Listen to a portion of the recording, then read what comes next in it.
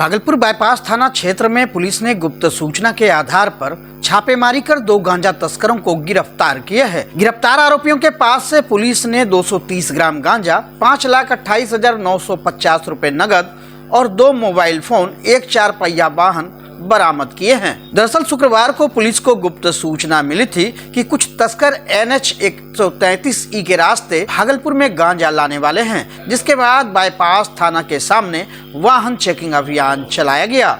रात करीब 9:30 बजे झारखंड नंबर प्लेट की एक संदिग्ध गाड़ी को रोकने की कोशिश की गई, लेकिन वाहन चालक ने गाड़ी लेकर भागने का प्रयास किया, जिसके बाद पुलिस ने घेर कर गाड़ी को पकड़ लिया। गिरफ्तार तस्करों की पहचान बबरगंज थाना क्षेत्र अलीगंज निवासी आशीष कुमार सक्सेना और महेशपुर निवासी सुभाष प्रसाद शाह के रूप में हुई है। वहीं तलाशी के दौरान गाड़ी से 230 ग्राम गांजा, 5,28,000 रुपए नगद और 2 मोबाइल फोन मिले हैं। आरोपियों ने गांजा और नकदी के बारे में कोई संतोषजनक उत्तर नहीं दिया है। बाईपास थाना अध्यक्ष प्रभात कुमार शर्मा ने बताया कि दोनों आरोपियों और वाहन मालिक के खिलाफ NDPS एक्ट के तहत मामला दर्ज किया गया है। वहीं गिरफ्तार व्यक्तियों को जल्द ही न्यायालय में पेश किया जाएगा। इस कार्रवाई से भागलपुर पुलिस ने गांजा तस्करी के एक संगठित प्रयास को विफल कर दिया है। पुलिस की सतर्कता और गुप्त सूचना पर त्वरित कार्रवाई से नशे के कारोबार में शामिल अपराधियों पर शिकंजा कसा गया है।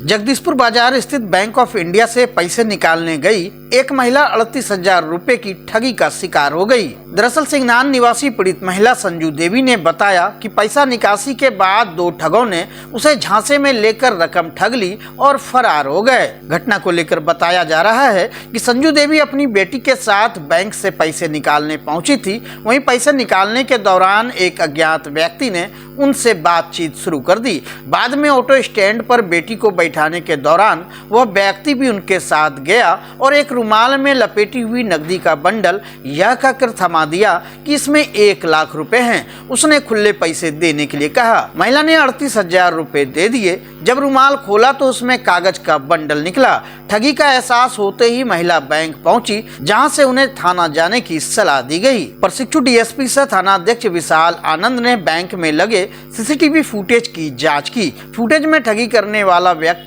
एक अन्य व्यक्ति के साथ दिखा। पुलिस ठगों की पहचान कर उसकी तलाश में जुट गई है। मामला तक हम गेलिए, पैसा निकाले लो, दोनों बैठलो अछि। कहाँ गए? बैंक जे एलिए तो दोनों बुढ़वा छोड़वा बैठलो अछि। हाँ, हम अपने भरबेलिए, लिखवावा लगलिए नी। हाँ। तो लिखले गलत हो गेले, तुनी कहे देखिए हम भरी दियो तो मैं नहीं भरल, तो रस गलत हो गेले तो गार्ड जे छै उनका भरबेलिए। फिर हम गेलिए जमा करे ले। जमा करे गेलिए तो वो सता गेले ना, किसी देखबे न करलो। उसको पहचानते थे आप? हम पहचाने नहीं छे, मतलब बैठल केस से हम चिन्ह जाने ना नहीं। उसके बाद क्या हुआ पूरा बताइए। पैसा नहीं, हम जब हमरा 4 ठोर लाइनिंग दिलके, 4 ठोर लाइनिंग दिलके तो हमरा पैसा मिलले। हमरा गिनलिए हमरा जेना लाइनिंग लागलिए तो पैसा मिलके तो उतरी गेले। हाँ, उतरी गेले। एगो लड़का जे छले जे हम पैसा गिनलिए, हम अपने गिनलिए, महू देखलके और हम उतरलिए तो साथे उतरले। साथे ले हम के बेटे गाड़ के लिए जेबे, गाड़ के ना जेबो घरे ये चला मत चढ़ा देबे गाड़ी को, मेहनती चढ़े के अइए तो बहुत साथे अइले। साथे जब अइले तो मामा कहे कि से एगो लड़कन के पैसा हमरा लग 1.5 लाख से जाकर एकरा दे दो, बैंक खोलवा दे के। बहन बोलिए बैंक खोलवा के लिए, खोलवा दो बुढ़ापा, हम नहीं जाने के बैंक खोलवा छै बड़ो बैंक यहाँ बगलो हम घर जाइए।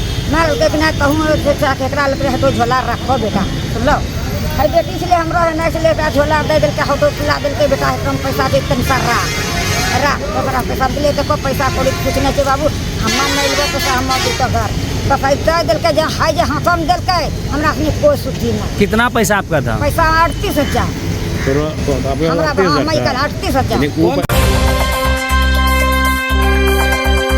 भागलपुर के सुल्तानगंज रेलवे स्टेशन परिसर में शनिवार शाम को संदिग्ध रूप से घूम रहे एक युवक को RPF और GRP की संयुक्त टीम ने गिरफ्तार किया। तलाशी के दौरान उसके पास से एक छिना हुआ मोबाइल फोन बरामद किया गया।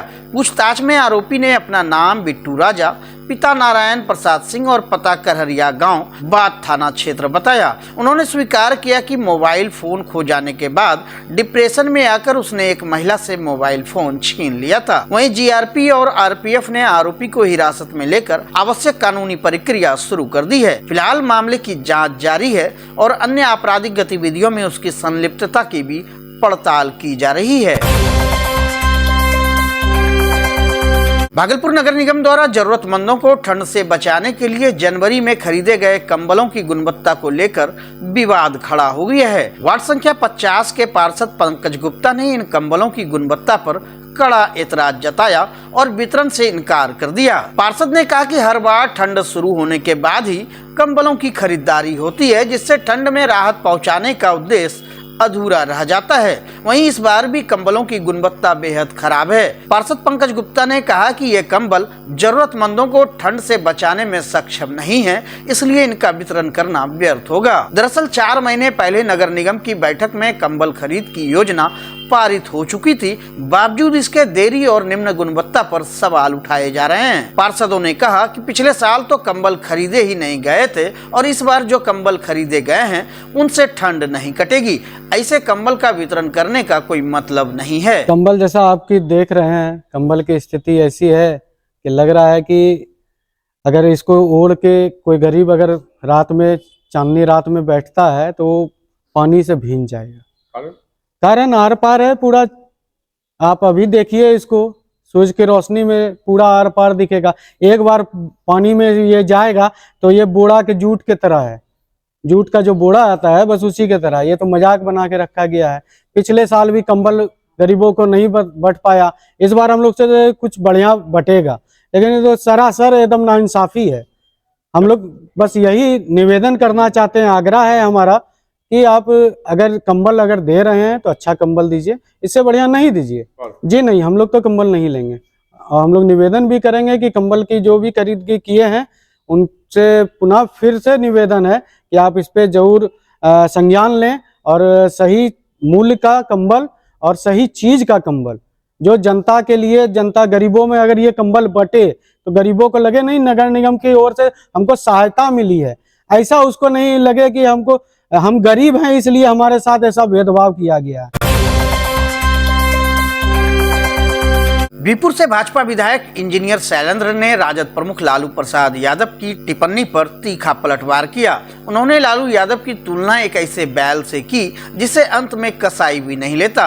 उन्होंने कहा कि अब राजद और उनके नेताओं में सत्ता गंवाने का डर बैठ गया है और यही वजह है कि वे अपने कार्यकर्ताओं को भ्रमित करने वाले बयान दे रहे हैं। विधायक ने दावा किया कि महागठबंधन में असंतोष बढ़ रहा है और कई विधायक एनडीए के संपर्क में है। उन्होंने 2010 की स्थिति का उल्लेख करते हुए कहा कि राजद और उनके सहयोगियों को यह भय सताने लगा है कि राज्य में अब महागठबंधन की सत्ता नहीं लौटेगी। आप सुने होंगे कि एक ऐसा भी बैल होता है जिसको लास्ट में कसाई भी नहीं ले जाता है, तो वैसे ही बैल अब ये लोग हो गए।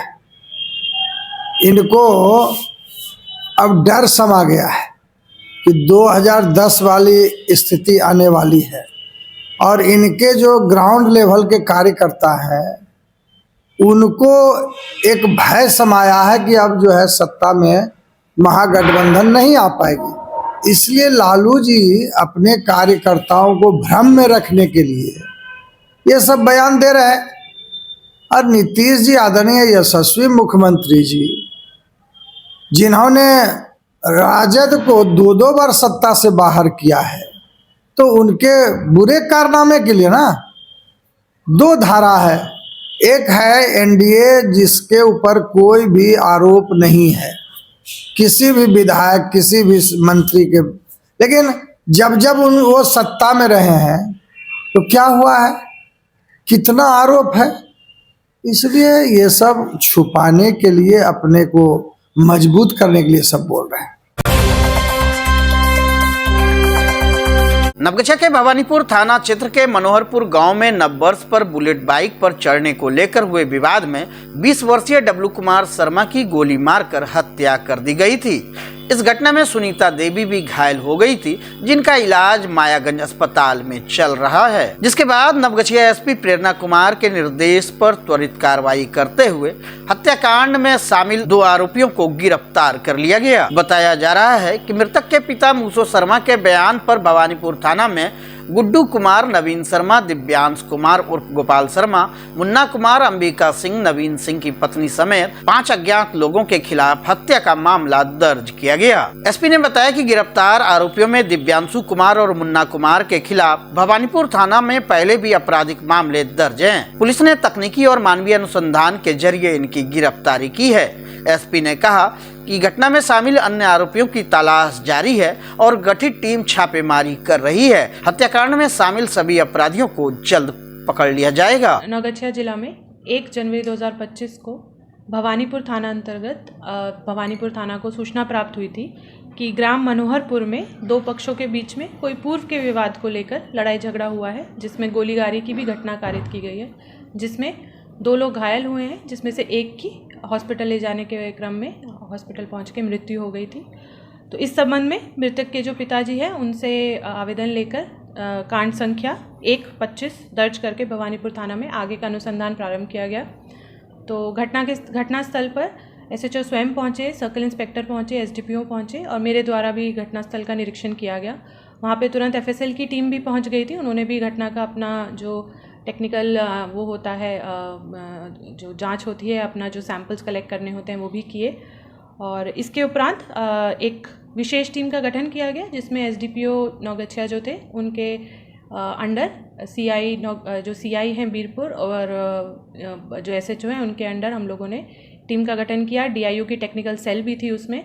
सबने मिलकर आसूचना संकलन और टेक्निकल एनालिसिस हम लोगों ने किया और इसके आधार पे महज 24 घंटे के अंदर हमने घटना में जो संलिप्त 3 अभियुक्तों को गिरफ्तार किया है, जिसमें से एक है मुन्ना कुमार, जिसको हमने सबौर थाना अंतर क्षेत्र भागलपुर से गिरफ्तार किया, और दूसरा है दिव्यांशु उर्फ गोपाल कुमार, तीसरा है सनी कुमार, और इन दोनों को, गोपाल कुमार और सनी कुमार को हमने रतवाड़ा थाना क्षेत्र मधेपुरा से गिरफ्तार किया है। तो इन तीनों अभियुक्तों ने अपनी संलिप्तता स्वीकार की है और तीनों को आज विधिवत भेजा जा रहा है। भागलपुर के समीक्षा भवन में जिलाधिकारी डॉक्टर नवल किशोर चौधरी की अध्यक्षता में नीलाम पत्रवाद के लंबित मामलों की समीक्षा बैठक हुई।